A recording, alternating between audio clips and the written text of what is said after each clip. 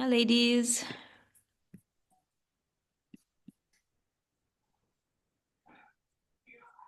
Sorry about that. I was on another link. I don't know what keeps happening every week. Hi, ladies. How's everybody doing today?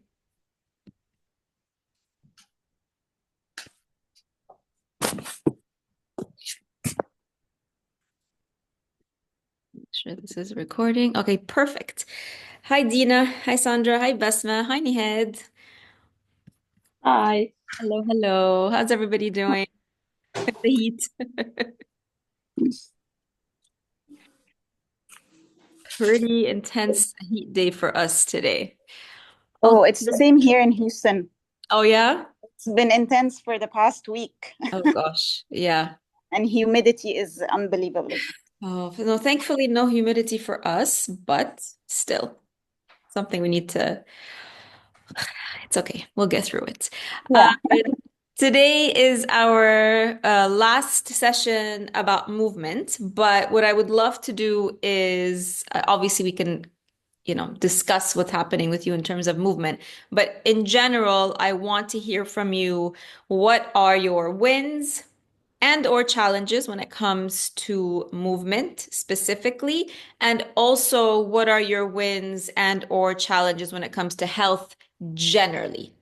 Up until this point. So take a moment to think about it. Think about what's working for you, what's been working, what have you tried when it comes to movement of the suggestions? What is it you found easy? What is it you were very resistant to? Maybe resistant to the whole idea of movement. Let's talk about that. What did you actually try that actually worked for you and is making a difference? And then let's also talk about if you have any questions about your health in general, the detoxing, where you've reached with the detox, if you transitioned off the detox, what have you seen improve? What are you still working on? We can have all of those conversations today. Let me know who's ready to start.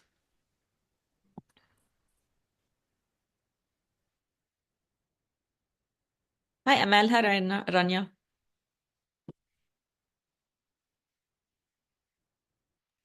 Sorry, Dana, was there a question you asked?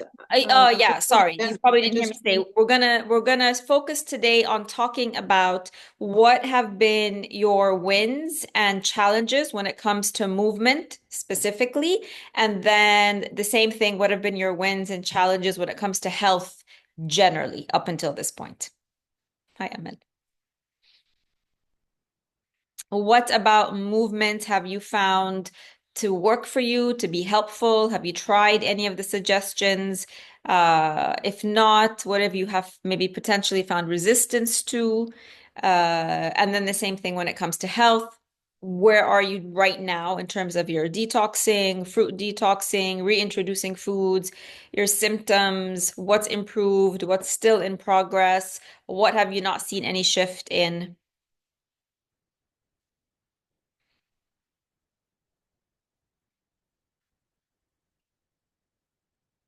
Whoever is ready to start can just raise their hand.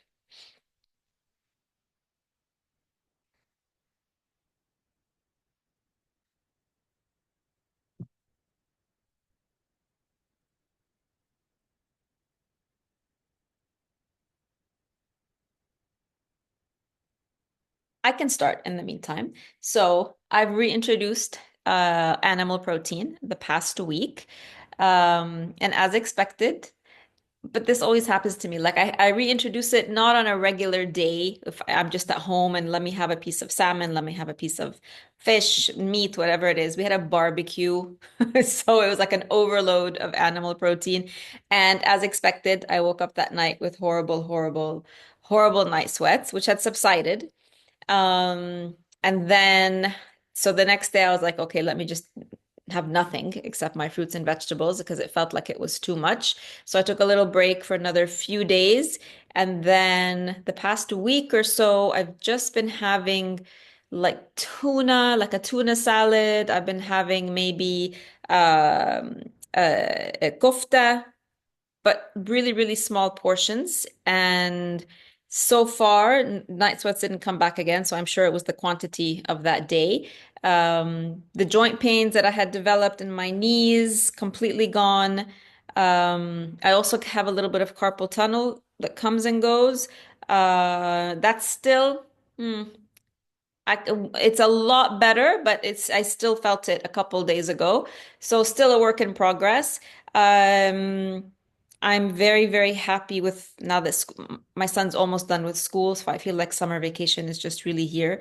So I've been sleeping in a little bit more, relaxing a little bit more, working out more, which is really, really, really, I do that. I tend to do that in the summer. It's because I just feel like there's more time to do that. And whenever I do that, it never ceases to amaze me how movement really, really is healing. And I keep telling myself, okay, you need to keep doing that the whole year. But then when winter comes around, everybody gets a little bit more lazy, less time walking outdoors, more time just working out indoors.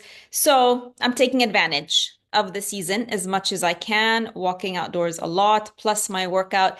And I highly, highly recommend you add walking to anything else that you do because it's besides being the natural way for us to move, it complements anything that you're doing.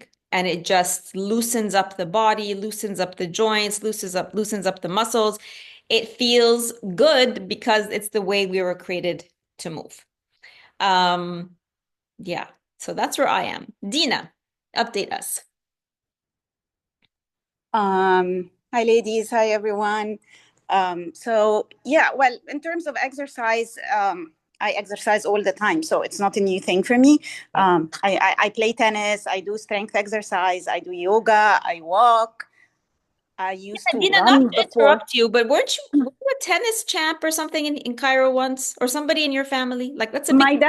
My Yes. dad, Okay. yeah, Yeah. my dad was an international tennis player. Okay. So Thought so. yeah, Yeah. so Okay. I was born playing tennis Right. actually. Right. Me and my Yes. brothers, yani. Okay. So I exercise all the time. Sometimes it gets a bit challenging when I travel, I don't know, when I come to Egypt and stay for a while, kind of my whole routine gets messed up and I come back here in Houston, I start all over again. I get all the muscles, aches, everything. But I mean, I never stop Yeah. because I'm used to it. So it becomes challenging sometimes. I get some injuries sometimes, muscle injuries, ligament Yeah. injuries, Yeah. anything. But it's kind of like a cycle. Yeah. So in terms of that, it's kind of like the same. Okay. Yeah. What motivates you just to keep going? I mean, or Well, or like from what advice did you get from your father, who's like a professional athlete? yeah, we were born that sports is a part of of our daily routine. Mm.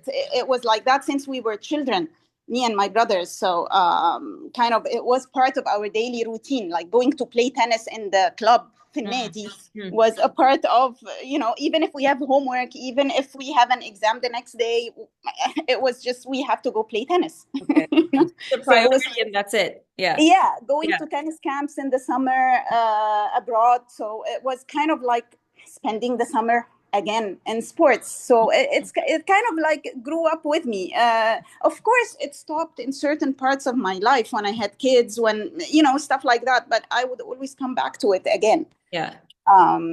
And I love the feeling of after finishing my sports, even if it's a run, even if it's a walk, if it's tennis, if it's very sweaty, hot yoga, yin yoga, strength exercise, the achy muscle. I love those feelings, Yeah. Yeah. I was brought up with them, so it kind of motivates me all the time. So this in terms of movement. In terms of the detox, I kind of like, my daughter is visiting since Thursday here in Houston. So of course I messed up everything and we go and eat outside and in restaurants and everything. Yeah. But what I have noticed when I started to introduce protein, of course, my sleeping patterns changed. It became not as smooth as it was during the detox, not as good and not as quality sleeping as it was during the detox. I had again a short episode of spotting again, which I have every now and then because of Okay. whatever thickening, lining, and hormonal spikes and whatever menopause causes, Yeah. I had a short one after introducing protein. Okay. I don't know if it's a coincidence or if if it's a reason or a coincidence. It just came with the cycle doing that. But I noticed it, sleeping patterns, a bit of joint aches when I wake up in the morning, which had disappeared, came back again, but that after the messing up for a few days as well. But that's it. I'm trying to stick to the fruits in the morning and, mess up just one meal at dinner time, snack on healthy stuff as much as I can, stuff like that. But I still mess up in one meal. Okay. It's been a few days since my daughter arrived. Not that I feel guilty. I'm happily doing that because it's only 10 days and she's going to go back to Cairo. So, but that's what I noticed. Joint aches, worse sleeping patterns, some sweats, some night sweats that have disappeared as well, but not as much as before. Okay. But some night sweats. That's it. So this was just with animal protein, or was the animal protein in combination with all the other meals that you were having? I think it was mainly with animal protein. Oh, one more thing I noticed when I ate lentil soup, I had bloating. Yeah.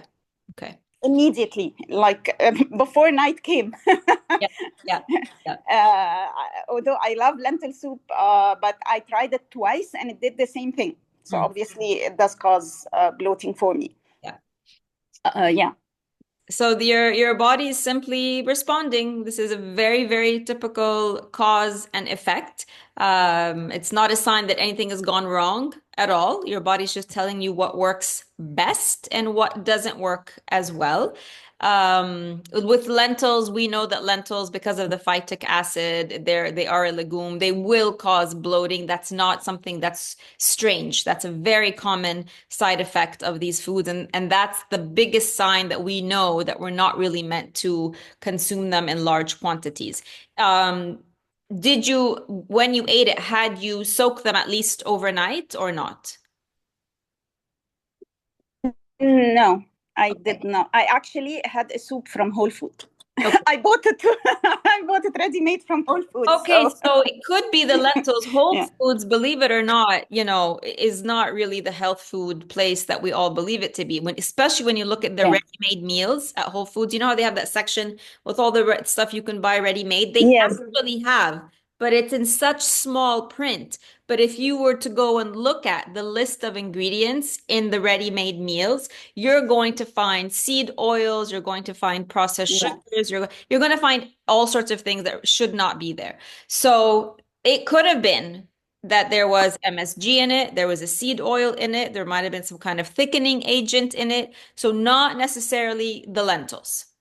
Just so you know. So if you want to try the lentils again at home, make sure that you soak them overnight, at least overnight, and squeeze 2 lemons in the soaking water or a big tablespoon of apple cider vinegar, because that really helps to release the phytic acid, which is it's a big contributor to the bloating. So then at least you will know if your body responds with bloating again after doing that, then you know it really doesn't work for you. If it doesn't, or if it's less, then you know that it was a bigger issue with the other ingredients, and that as long as you soak it, it's gentler on your digestive system, and potentially it's something you could consume more if you wanted to. Okay. All right. Okay. Yeah. I just have one more question. So I follow the Glucose Goddess on Instagram. Oh, gosh. Yeah, I don't know. I'm not gonna roll my eyes. I don't. You probably know her. Try not to. No. That's my husband that told me, actually, because she said that eating fruits in the morning as breakfast would cause a glucose spike, and then therefore would cause fatigue afterwards. And that breakfast should be savory and it should include protein at all times. Right. So what do you think? What You've been having breakfast, fruits for breakfast for how long now? For a long time. For it's what 3 months now that it's only fruits during the whole morning until like 3 4 p.m. Okay. And do you feel tired afterwards? Not at all, and that's what I told my husband. I said, well, that definitely does not apply to me because Yeah. I don't feel tired at all. Here's the thing. Anything you hear, whether from me or the glucose goddess or anybody, right? You have the complete freedom to go and try it all out. This is your body. You need to figure out your body. And then you make the best decision for yourself. I can say whatever it is I'm saying here, and she can say whatever it is she wants to say on her platform. The end of the day, where the truth is what is applicable to you. Right? Okay. So Yeah. go and try it, and you see, you're like, okay, well, this works for me. This doesn't work for me. There is this.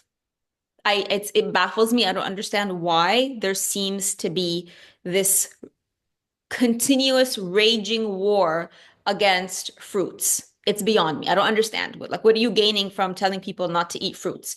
It's not, especially, people like the glucose goddess and people who, well, now that I'm saying it, unless somebody's paying her, but I don't know, right? I mean, I know some of these people get paid to say certain things, but the fruit industry, unlike the protein industry, unlike processed foods, unlike the dairy industry, there's no money to be made there because you can't patent a fruit that comes from nature. You're not allowed to say Mhm. exclusively mine and make money off of it. So there's no money to be made off the fruit. Industry. So I'm thinking if that is that why, but I mean there's no money, like nobody's losing anything or gaining anything by saying go and eat fruit. So it's really it's a complete mystery for me and how they can, even though this is actually something that has been scientifically proven that the sugar in fruits has nothing to do with the sugar from other sources of sugar, like wheat that turns into sugar, processed foods that turn into sugar. It's completely different and metabolized completely differently by the body. And yet it's just this continuous, fight against fruits. And I don't understand it. I don't understand because technically she's somebody who's out there and she wants the best for people. Like she wants people to heal, right? Unlike, let's say, I mean, most of these people who come out and talk about food is because they want you to heal. They want you to feel your best. So it's very, very baffling for me how they can come out and the misunderstanding around fruits and the misinformation that fruits can harm you. They absolutely can't harm you, right? You can't get sick from eating fruits. Nobody has ever gotten diabetes from eating fruits, ever. The glucose spike that she's talking about, and I've explained this before, anytime you consume anything that's got sugar, whether that's natural sugar from fruits or that's processed sugar from a piece of bread or, pasta, you name it, even protein, when you consume foods, it's the body's job to push insulin so that insulin can move the sugar into your cells. Insulin can't do that if it stays at its resting rate. If you remember, I compared it to somebody running on a treadmill or just yourself sitting right now. You have a resting heart rate, right? You also have a resting insulin rate. If you're not eating anything right now, insulin is balance. Let's say this is the midline for insulin, okay? If you're sitting right now, you're not running, you're not walking, you have a resting heart rate. Saying that insulin is never supposed to spike is like saying when you get on a treadmill and you start running or you go out and play tennis, then your heart rate is not supposed to go up. The body responds. If you go out running, if you go out moving, it's the body's job, it's the heart's job to respond to your increased activity, increase the heart rate so it can increase pumping the blood all over your body so you can do this increased activity. When you go and eat a fruit, when you go eat pasta, when you go eat bread, it's the body's job to pump insulin so it can do its job of moving the sugar whether it's the right sugar or the wrong sugar. It has to work harder, obviously, if it's the wrong sugar, because the cells don't want it. But the body has to push insulin so it can move the sugar into your cells. The problem is not that little spike and then the insulin moves the sugar into the cells. The problem is if you're continuously eating sugar that the body doesn't recognize, the body keeps pushing insulin over and over and over again. So it's the same as you going running and then stopping your run and sitting, and then your heart is still responding as if you're still running. That's the scary thing with insulin. Not that it responds to sugar up and down, up and down, up and down. If it stays up and very high up and never goes back down again. So this is what they're not understanding. There is an insulin response in the body. It has to go up to do its job, just like your heart rate has to go up when you move more. So for them to say, oh, I measured my blood sugar in the morning after I had a banana and it went up. Yes, it's supposed to do that. If it doesn't go up, it means insulin is not doing its job.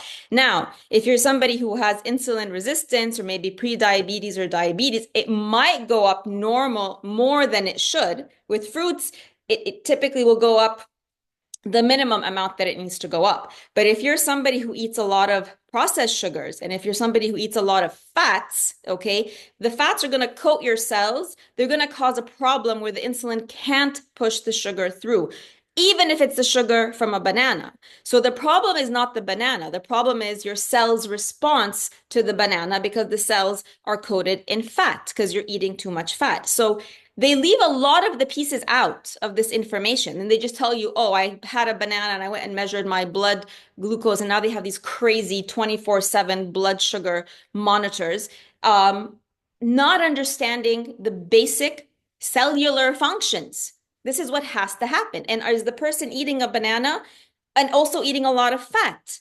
Are they eating a lot of processed sugar where the insulin has reached a new sort of set point?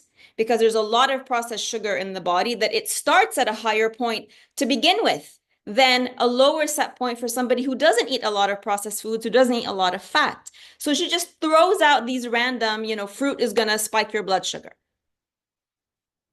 There's about 10 other steps to explain that than just saying fruit is going to spike your blood sugar.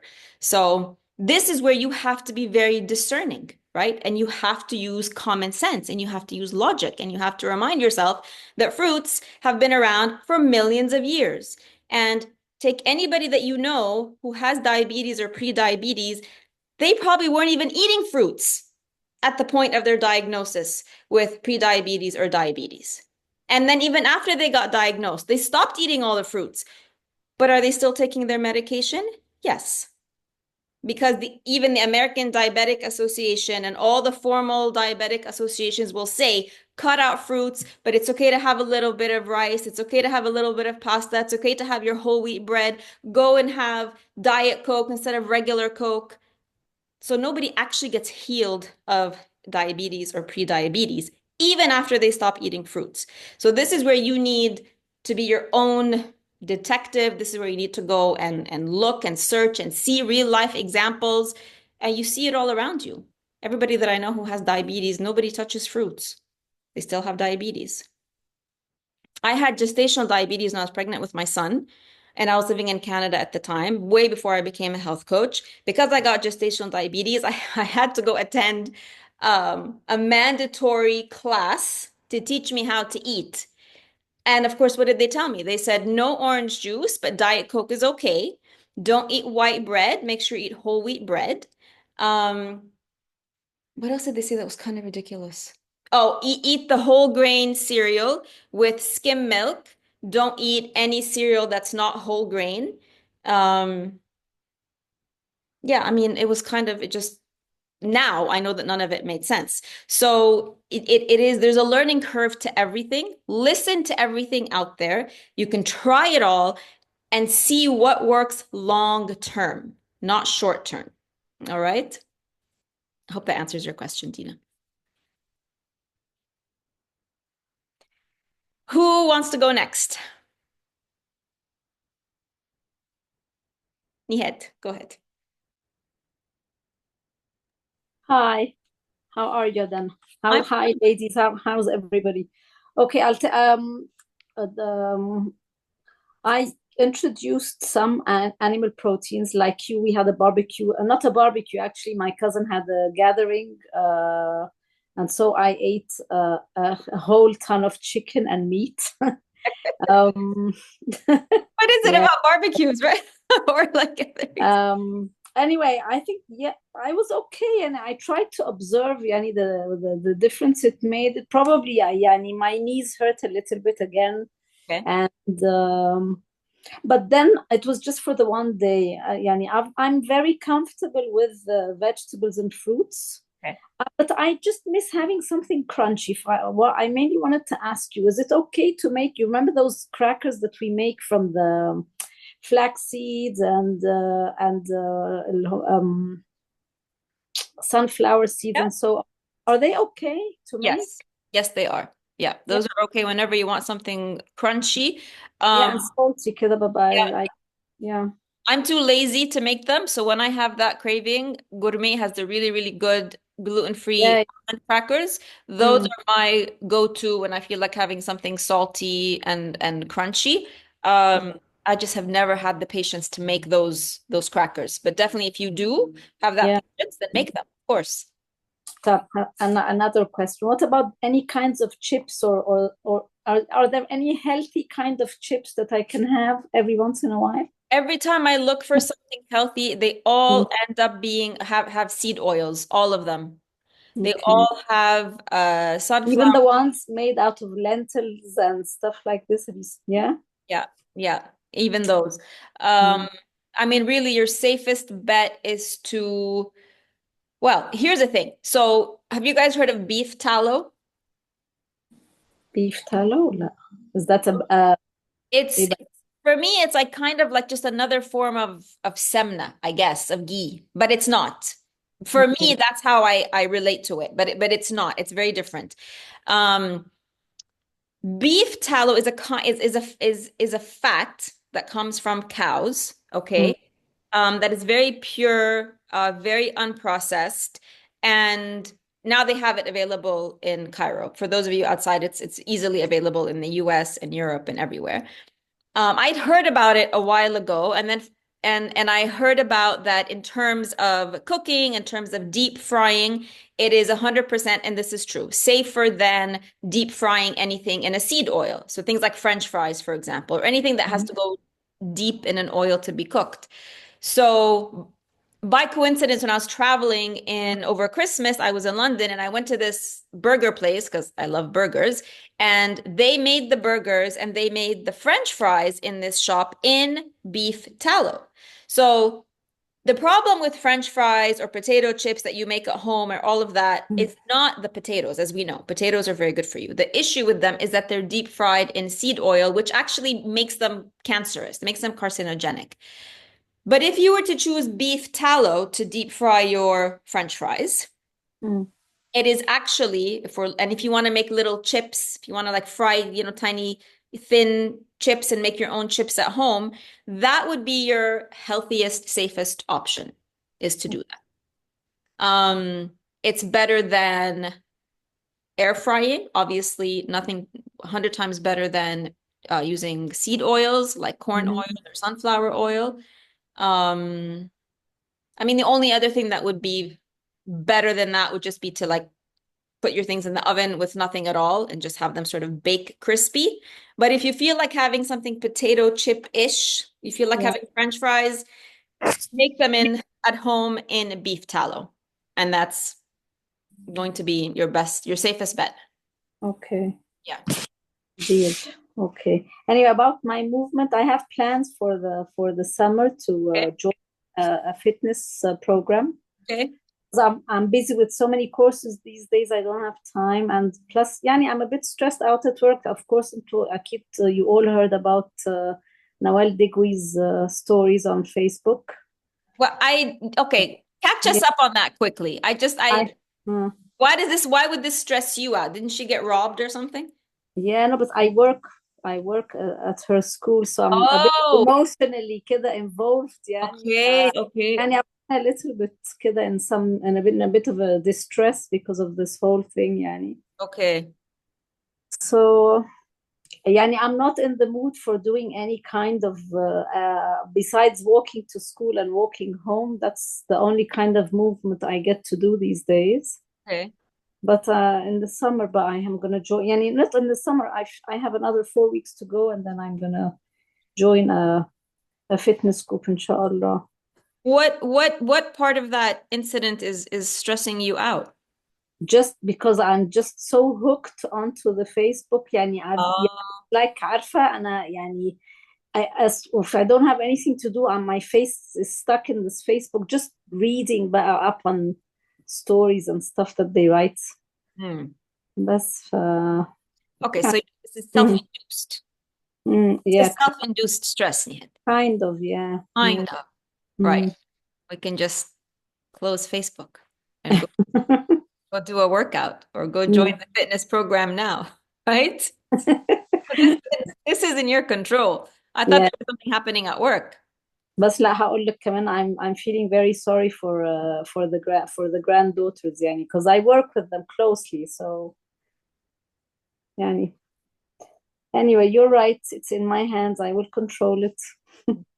I mean, see if there's obviously something that can help you feel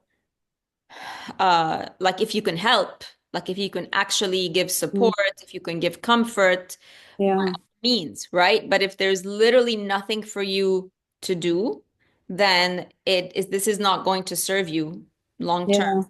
Be in this, if you're doing it daily, right? If you're in this daily stress of being in the story and following the story, this is going to affect health. Like this affects the health of our cells, just like it's a consumption, right? It's a negative consumption. Yes, it's going to affect your health the same way that as consuming, toxic foods. So if there's a way for you to turn this around where you can actually be proactive and be helpful to these people that you're concerned about, I would say put your energy in that. Okay. Yeah. Thank you. You're welcome. Is that Delia? No, it's Dina. Dina. Sorry, every time we have the call, I have a doctor's appointment or something. So then I end up having it on the phone. Anyway, just again, another, I think it's a success story that I would like also to share with you guys. Yes. Today I wasn't with the doctor, I was with my dentist. And I have like every 3 months deep cleaning because I have problems since I started taking the medications and everything. And so anyway, today again, he said, "What's going on? Your gums are not bleeding as before." And I'm like, "Really?" He goes, "Well, have you been using the stuff that we gave you regularly? Have you been flossing regularly?" And so on and so forth. And I was like, "Yeah, I've been doing all that." But he goes, "No, there's something. What's going on?" So I go, "I changed my diet." So he's like, "So that means you have less inflammation." Yeah. So he knows. Yeah. No, the first thing he's like, that means you have less inflammation. He's like, what is it that you're having right now? And I'm like, well, I'm only on fruits, very little protein. Like everybody else, I'm just like introducing protein again, very, very slowly. It's only one meal that I have that has protein.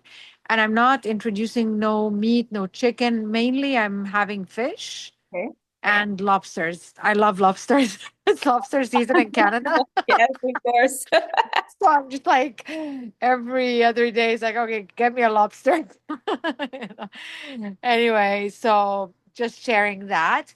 And I found it's also a win for me because now it's the second person that sees the benefits of what we're doing. And I don't know, I just feel I feel lighter. I feel happier. I feel more energetic. When I started the proteins, I was getting night sweats. Yeah. That was and protein basically, like I'm saying, like fish. I'm not having meat or chicken yet. Today, I'm actually going to try chicken to see. I had egg white, Okay. and that went well Okay. because I was craving eggs. So I was like, okay, let me just have egg white instead Yeah. of just like the whole thing.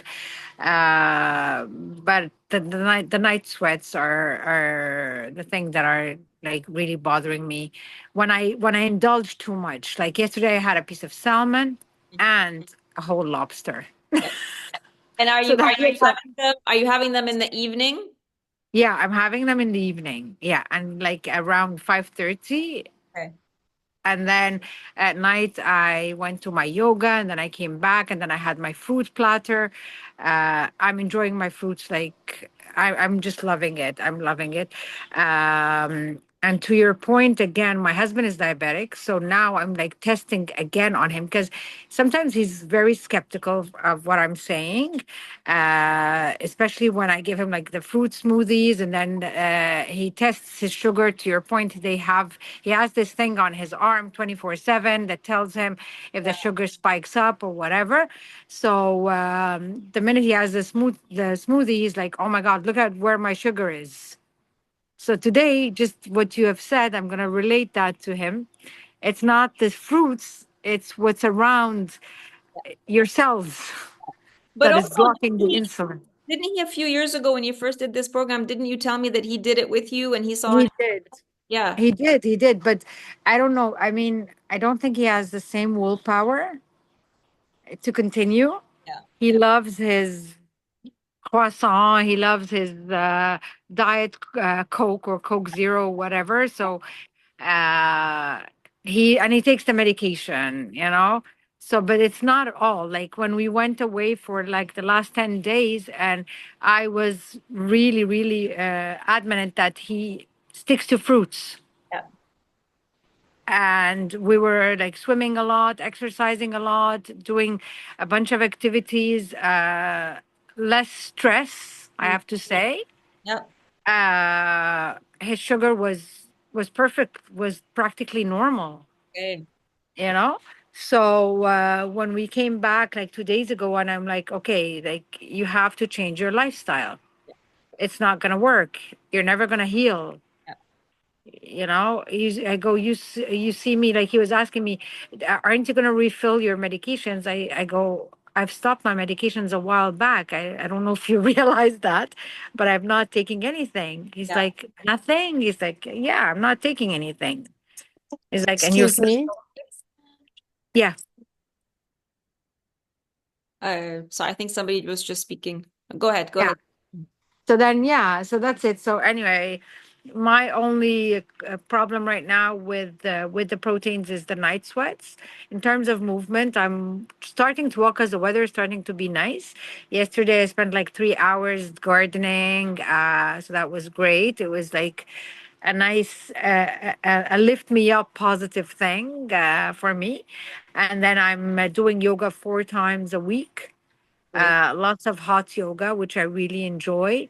Uh, and the Pilates maybe once or twice, depends on my schedule.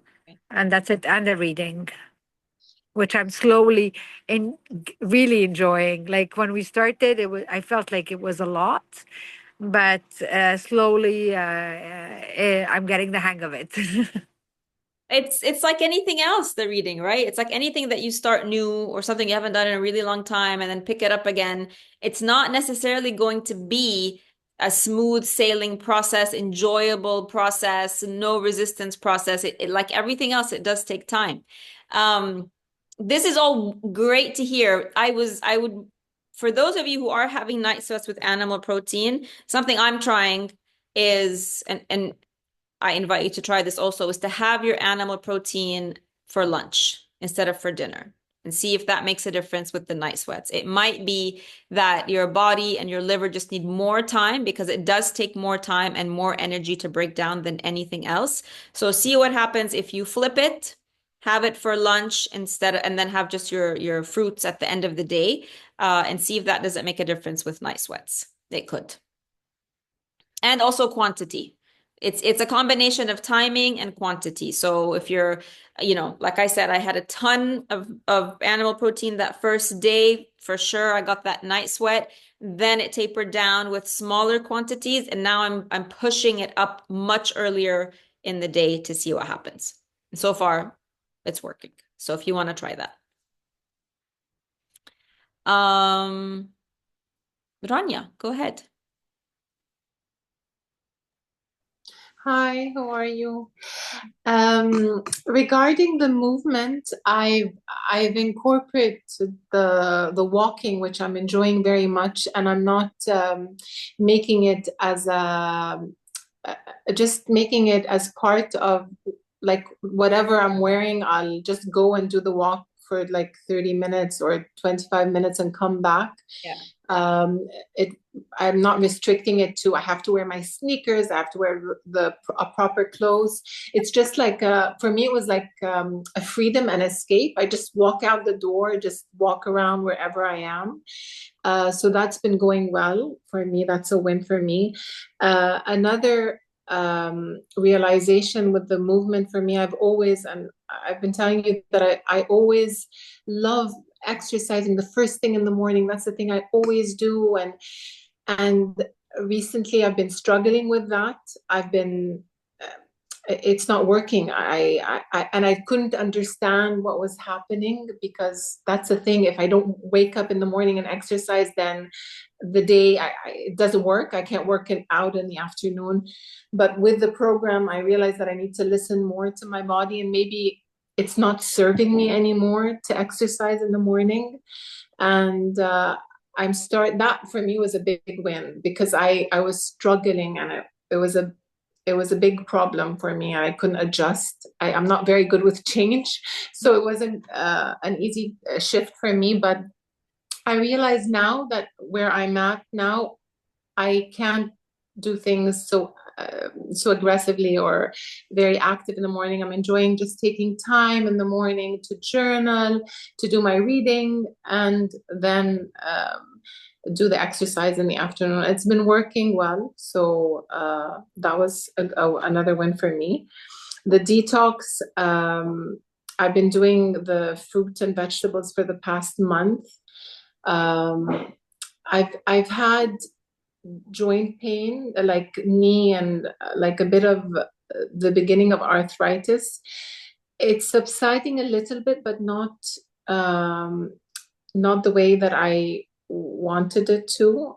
I did introduce in the evenings, I either have the potatoes with my salad, or I'd have a can of tuna or a piece of salmon, alternating between these. Do you think I should not introduce protein at all, since I still have the symptoms of the joint pain, or could that? No, I think that would be okay. I would suggest in this case, and also as a general reminder to all of you, you do all have that document that I shared the first week that we started the talks, where there's the specific ailments. If you haven't added in the specific support for whatever issue you've got, arthritis, whatever, then if this will be the time to do it. I've added while I'm having the protein at the same time. Yes. Yeah, because I got the aloe vera to add in my smoothie. I just started maybe like the past 3 or 4 days. So maybe I still haven't. Give and that. the magnesium oil. Okay. I just need to ask you another question. Is do we introduce the vitamins now or not, or whenever? You don't actually need to if you're feeling perfectly fine. Like if there's something specific, right? Like the joint issue, right? You're going to put in the aloe vera. Magnesium is a general, I would say, supplement that I would say everybody can add in, because it's so important. But to sort of have 10 or 15 supplements that you're taking, not unless you feel there's another issue, let's say, besides your joints, right? So I would say, like, if you're, despite doing everything, let's say, Rania, you were still getting migraines, for example, right? Then I would say up the dose of the magnesium potentially, or if you hadn't added in the magnesium, I would say put it back in. If somebody was not sleeping well, I would still say magnesium, right? Take your magnesium because that helps with sleep. If somebody was still nervous or anxious or having a bit of anxiety, then I would say ashwagandha plus magnesium. But if you're basically smooth sailing and you're able to do everything that you need to do for yourself every single day, and you're sleeping deeply and you're energetic and nothing in your body hurts and you feel great and your focus is great, then there's nothing that we need, there's no gap that we need to supplement with for or to help along. The vitamins that you've written or you've given us, do they have what they're for? Do you know what I mean? Like if I like you said with the anxiousness, I take ashwagandha. Yeah. If for any other symptoms would I have those detailed. If you want, I can reshare the document. But if any of you have your old detox program, original detox guide, what they do. Yeah. Let me know if you want me to make that into a separate document.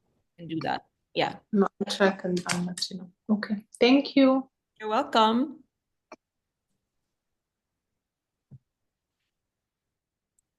Hi, Dana. This is Nermeen. I just joined, so I'm not sure what we are, where we are. We're focusing on sharing any of your wins and challenges when it comes to movement, specifically, since this was our topic for this month. And then any wins or challenges, more general health issues. So if you are, where are you on your detox journey? Are you still detoxing fruits and veggies? Have you added animal protein?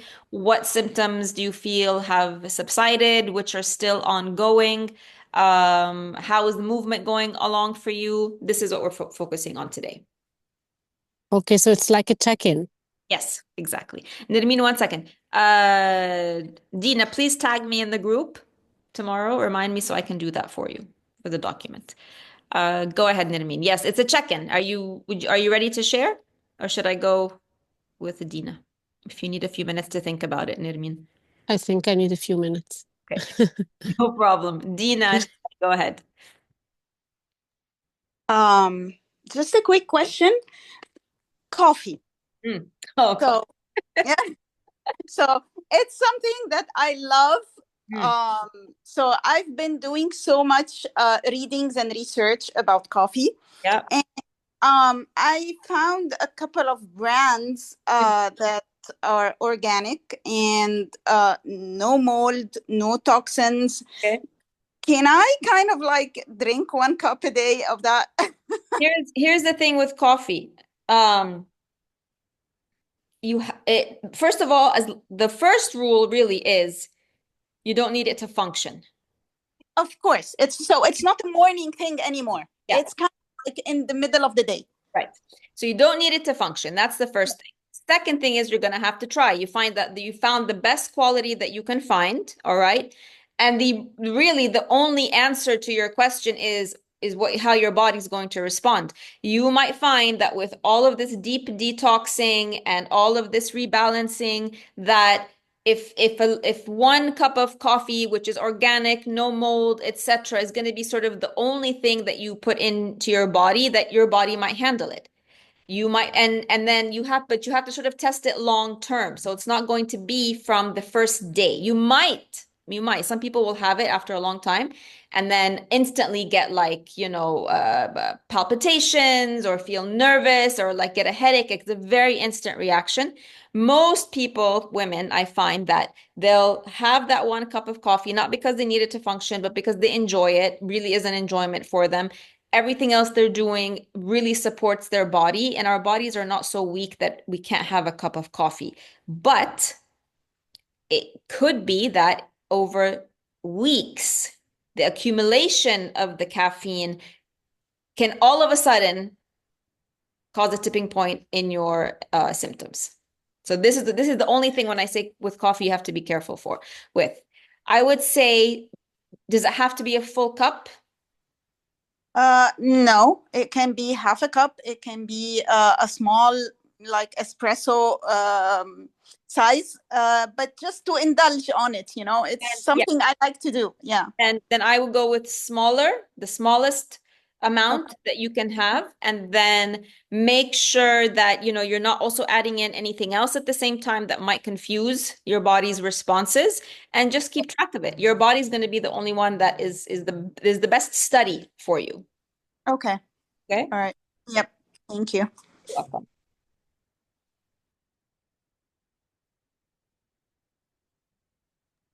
Donna, I have a question. I got this chlorophyll that you add to the water. Yeah.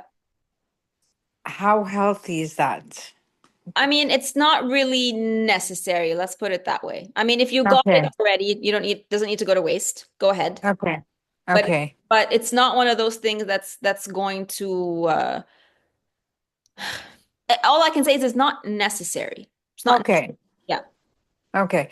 And then another thing, I was looking into like different recipes for like, let's say, I was craving chocolate the other day. So I was like looking into recipes with avocado and banana Yeah. and then raw cocoa Yeah. to do like a chocolate mousse. Yep. Is that okay? Yes. Yes, that's definitely. Yeah. I that was one of the recipes in many of my programs before. Basically, raw cacao.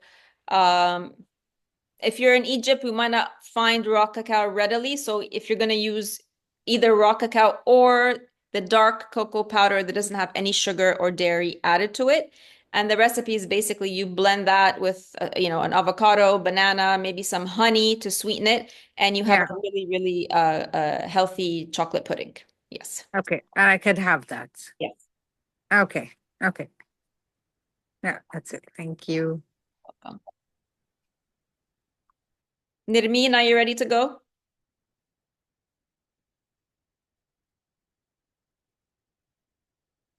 Or anybody else? I am if Go ahead. okay. I haven't done any I haven't done any rerun of the detox that we did back in September, and I didn't do the juice detox. What I did after my last travel is that I actually I'm on clean eating. Okay. I do the juices in the morning. That's a set routine for me, Okay. and I am on the nose. All the nose are still on since September. Okay. Apart from the coffee Okay. that have been introduced lately, because I have found also a brand that is like the lady was saying, that was completely clean and no mold and stuff, and it's I, I I don't get any of the palpitations and stuff, so I have a cup a day. And actually, when I ran out of it, so I stayed for like a week or more until I grabbed another bag, and but I was okay. So it gave me confidence that it's not like I had to make it up with something else. So when it disappeared for a week, I was okay without it as well. But I'm just on the clean diet, fruit and vegetables. Protein, the strange thing is that since our detox, I cannot handle protein anymore. Okay. But if there is an outing, or I've been invited someone's house and there is protein and I have it, it doesn't sit very well. So meat and chicken, I don't think I've touched chicken.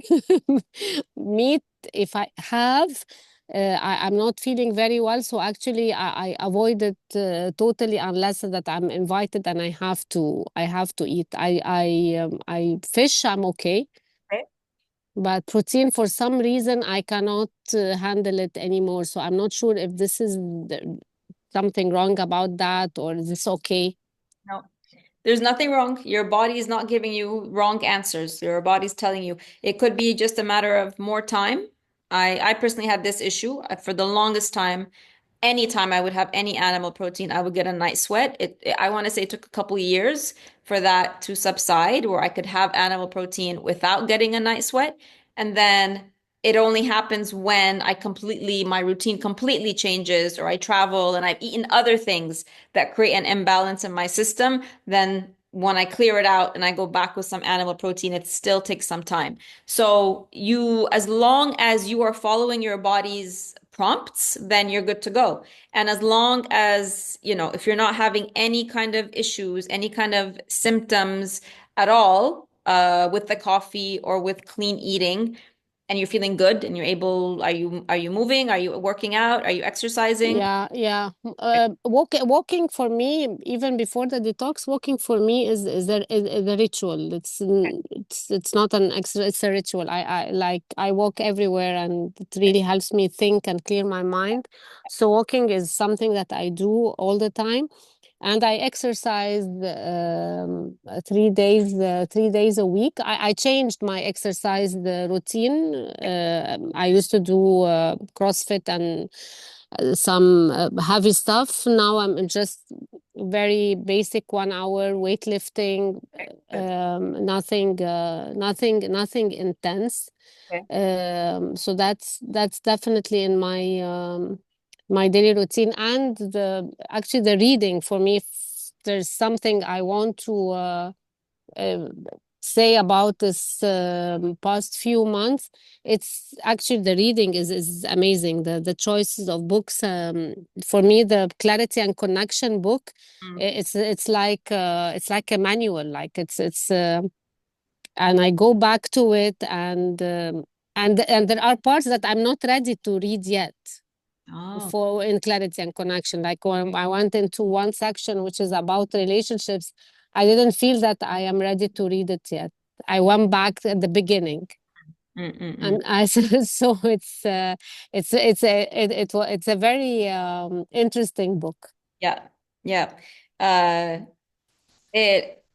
It's just I've known of the author for a while, but it's just one of those things you're like, okay, I'm gonna get the book and read it. I'm gonna get the book and read it, and then you don't until you finally do, and you feel like, how was I missing out on this? All this. Yeah.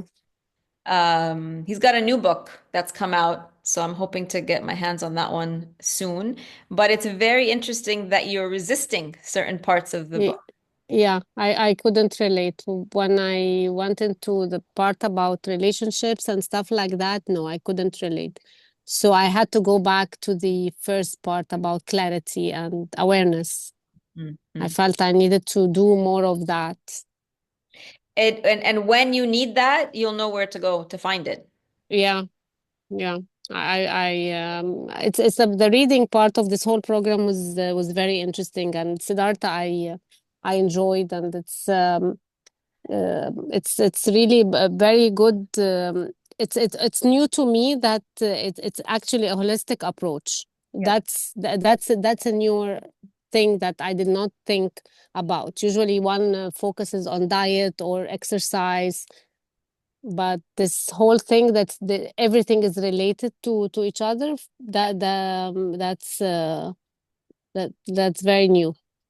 Yeah. I think it's important. Oh, of course. I mean, the mind and the body are always connected, right? They're physically connected.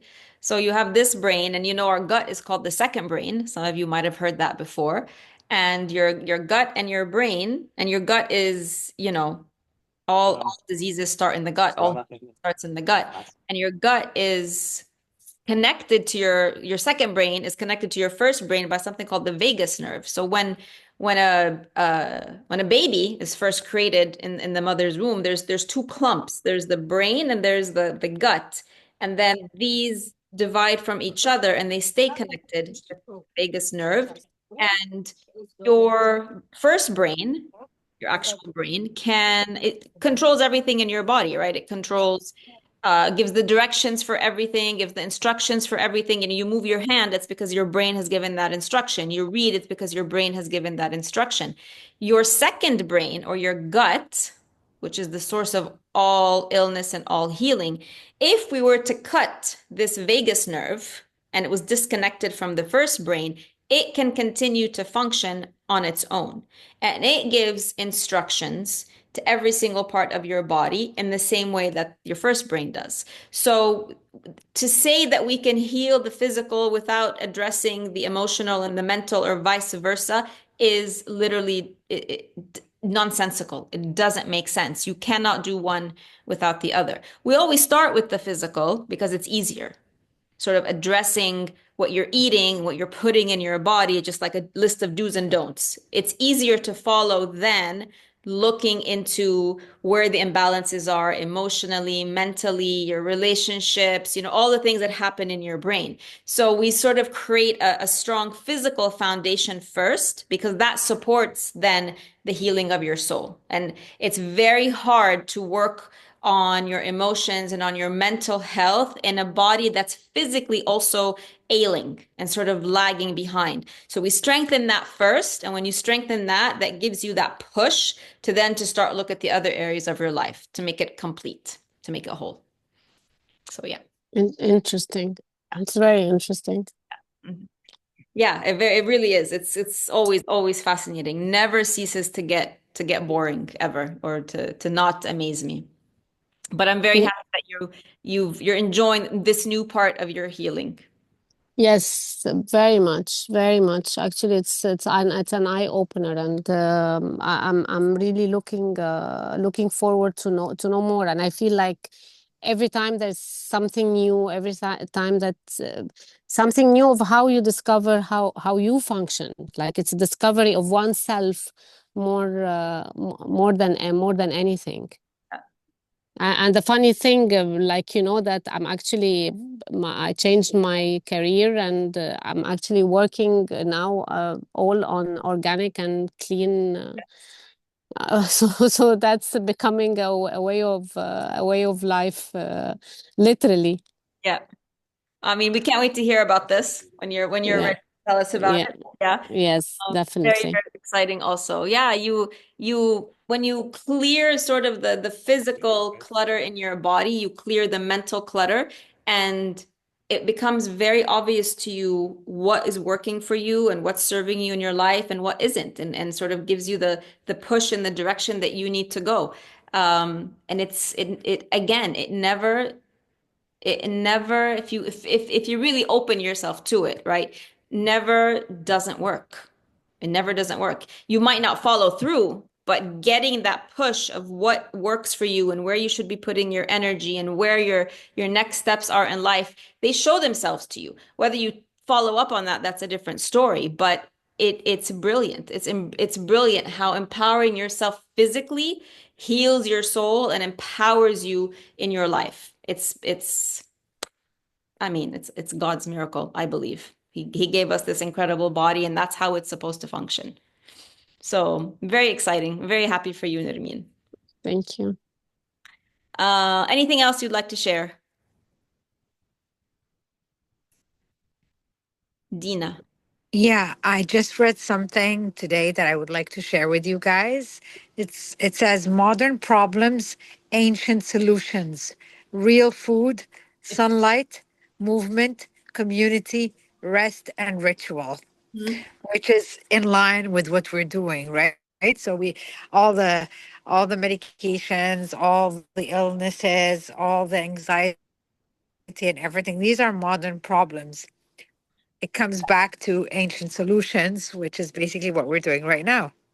And we have the modern problems because we moved away from the ancient way of being, which is our natural way of being, right? Living with whole foods, living with sunlight, living with community, living with support. We moved away from that. And then we're trying to fix moving away from our what's intuitively how we want to live. We try to fix it with a modern solution, and it doesn't work. So it's really, when I tell you guys that the healing is it's simple.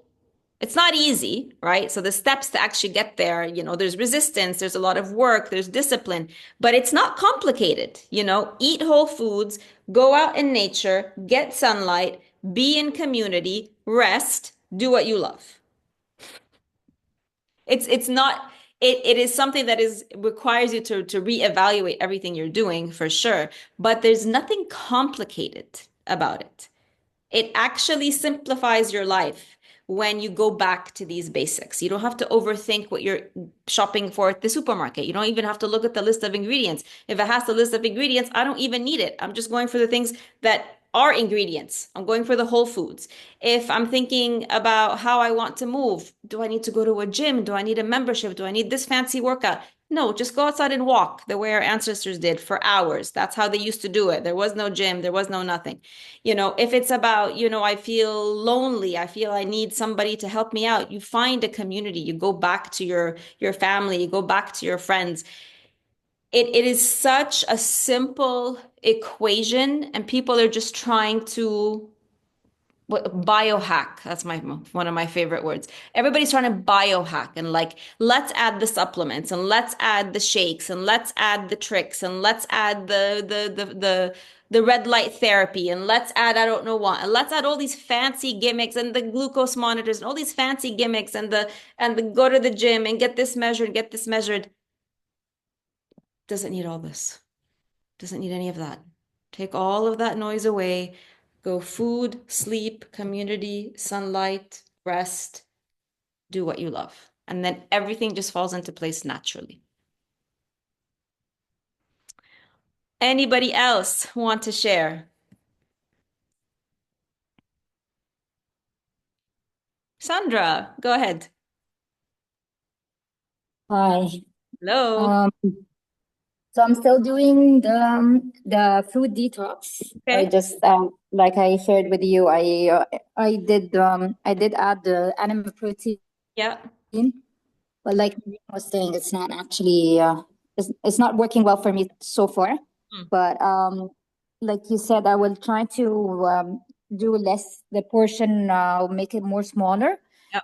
Because apparently I sometimes I'm super hungry, especially after a workout, to be honest. So I overdo it with the portion, but I will focus on that part.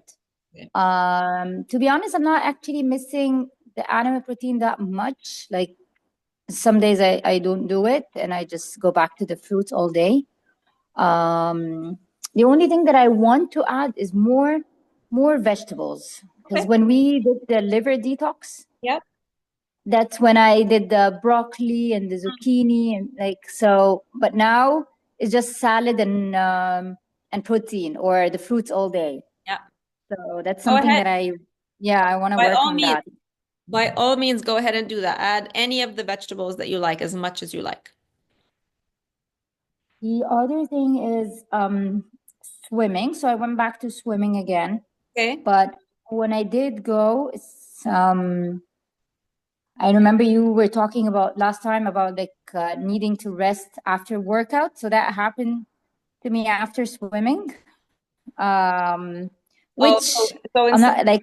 Oh, you felt like it wore you out. Is that what you mean? Yes. Okay. But I don't know, maybe because I go when I do go to swim, I have to go early in the morning, by 7 or maximum 8. Okay. So it's a super long day then for me, and after the workout I need to rest. Okay. And I have to after that I go to work and all that. So I don't know if that's the reason or if it's stressing me. I don't know, but in all cases I love swimming, so I'm not giving it up. I mean, I'm giving it I'm trying maybe because in my practice I have to do sprint, so maybe that causes a bit of stress. No, I don't know.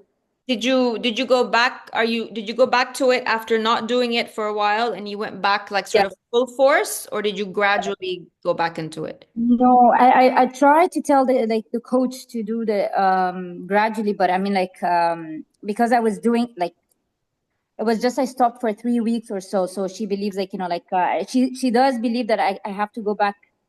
I ease it out, but I mean it's I ease my way in. I mean, but he still gives me I do more than 1 kilometer. I do 2 kilometers. Okay. Every time I go, so it's so So I do like it's a lot, and if I sprint, I'm exhausted. Okay, can you just do the 2 kilometers without the sprint, just for now? Yeah, I will tell her about that. Yes, so that's why I'm saying like I don't wanna I don't wanna stop swimming, so I Yeah. would just Yeah, change a little bit in. yeah. I mean, also from what you've said before, it's been a while, you've had also not very deep sleep also, right?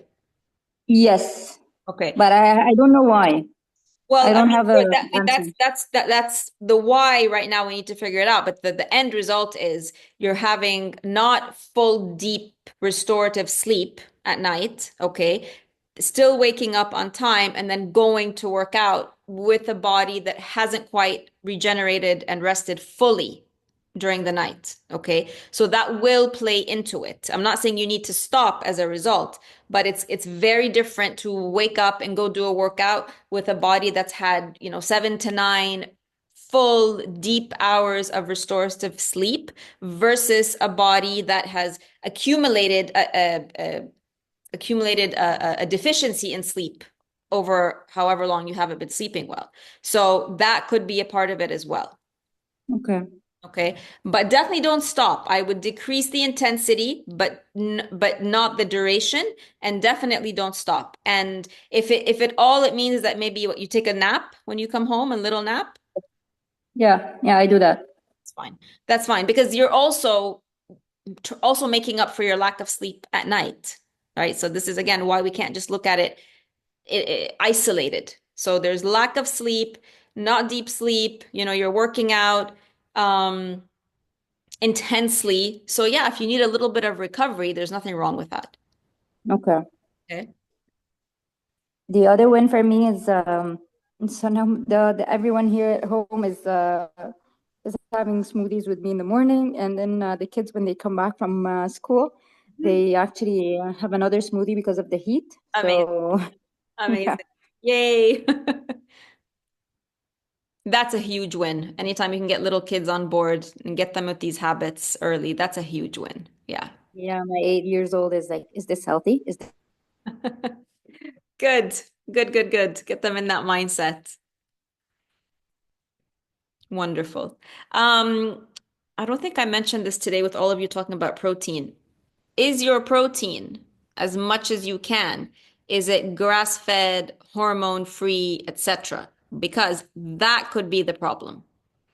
It might not be that it's chicken or that it's salmon or lobster or red meat. It could be that it's whatever has been added to it. So if it's farmed fish versus wild, if it's regular conventional beef versus grass-fed and hormone-free, your body might be reacting to that and not the actual animal protein itself.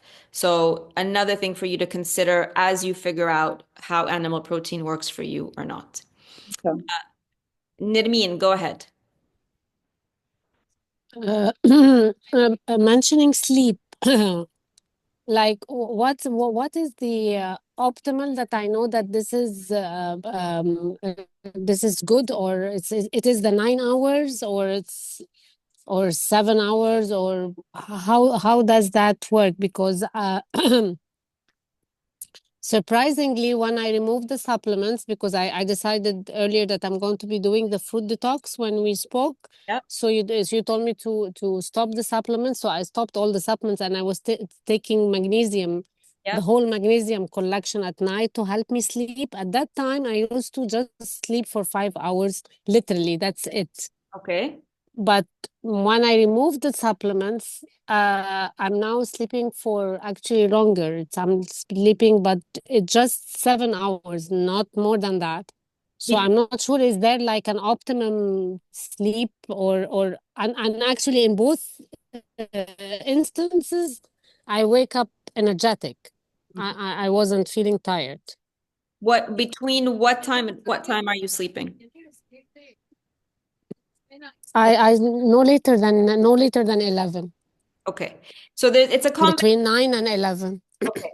It's a combination of factors. There's an optimal length of time you should be sleeping, but also you should be sleeping that optimal length of time between optimal hours. So because we know the liver is hard at work in the middle of the night, it sort of starts to work around 10 p.m. and then peaks between 2 and 4 a.m. So we don't want to be awake during any of that time because the liver or obviously also not eating because the liver needs us to have an empty digestive system and to be asleep so that it can do all of its restorative and regenerative and healing work at night. So ideally between the hours of 10 and 7 a.m. is when we should get between 7 and 9 hours of sleep. Okay. Ideally. So if you're sleeping at 10 and waking up at 5 a.m., for example, that's perfectly fine because you've allowed that whole window of liver time and your liver to work as it needs. If you need more hours, if you sleep at 10 and wake up at 7, you need 9 hours of sleep. There's nothing wrong with that either. If you need more. But the important thing is not to be awake when the liver needs to regenerate. And it starts to do that around 10. So I would say maximum falling asleep between 10 and 11, no later than that. Okay. Thank you. You're welcome.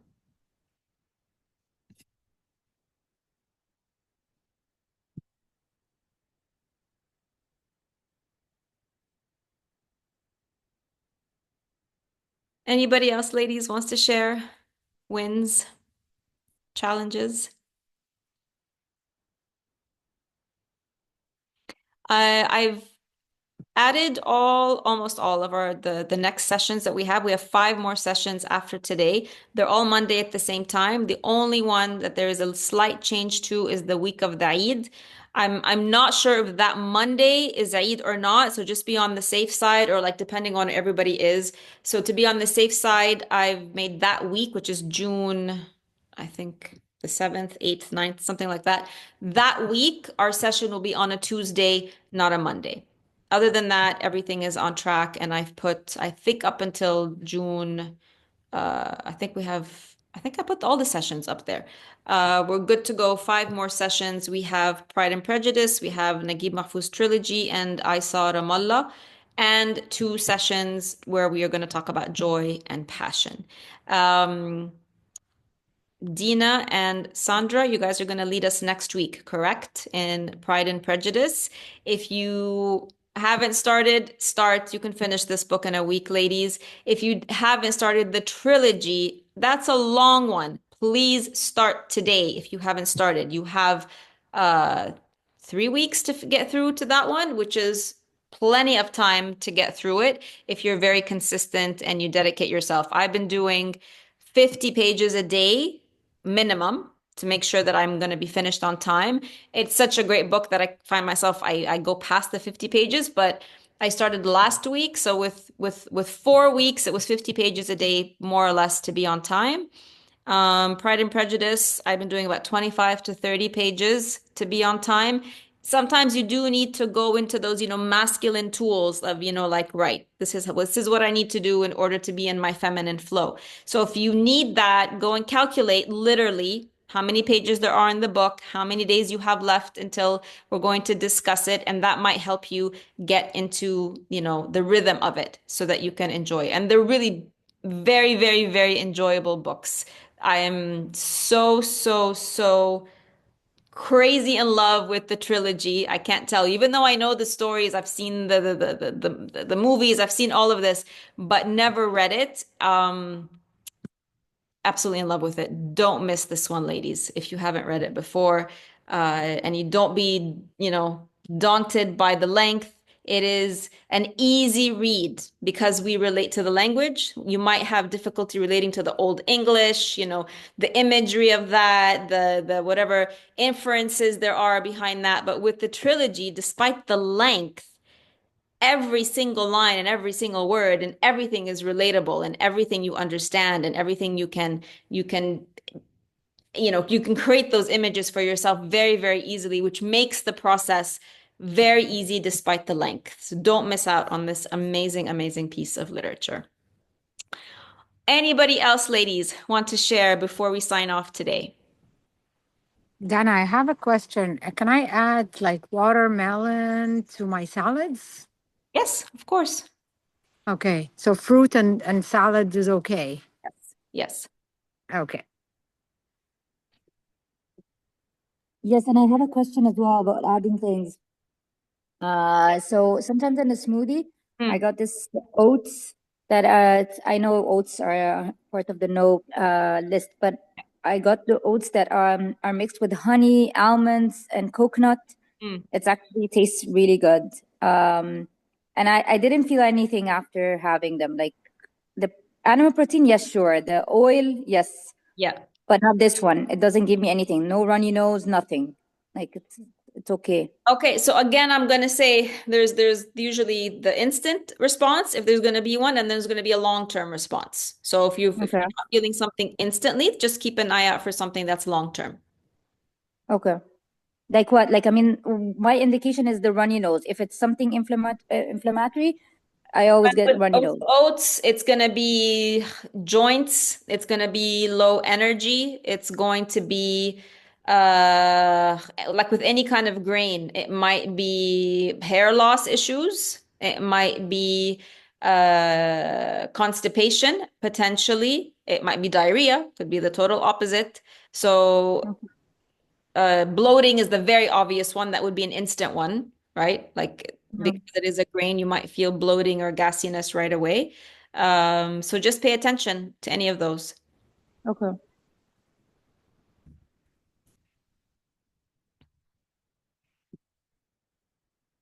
All right, ladies, I will end our. Oh, Nihed, go ahead. Sorry, about the oats, even the GMO ones, yeah, Dana, we shouldn't use them. Yeah, yeah. I mean, generally oats, like oats are, I mean, if we're going to sort of categorize grains and legumes and things like that, in terms of nutrition, let's just look nutritional value, zero, literally zero. I mean, you have rice, you have fool, you have chickpeas, you have lentils, uh, Mm. you have all sorts of grains. Um, they literally do nothing, you know. They make you full though. Because they're Fine. they just For a take up long volume, time. right? And they just and they expand. Have you ever seen when you take dry oats and then you add a liquid to them, they just poof up like Yeah. this, right? So that's why they make you feel full. But it's not because they're feeding your cells. And we want to feel full because our cells are being fed at a deep level, not just because something is taking up space in our stomach. Okay. All right. All right. Thanks. You're welcome. All right, ladies, have a wonderful rest of your week. And next week is Pride and Prejudice with Dina and Sandra. Very excited for that. I'm on the group when you need me if you have any questions, and I will see you all next week, same time, same place. Bye, ladies. Thank Thank you. you. Bye. Bye.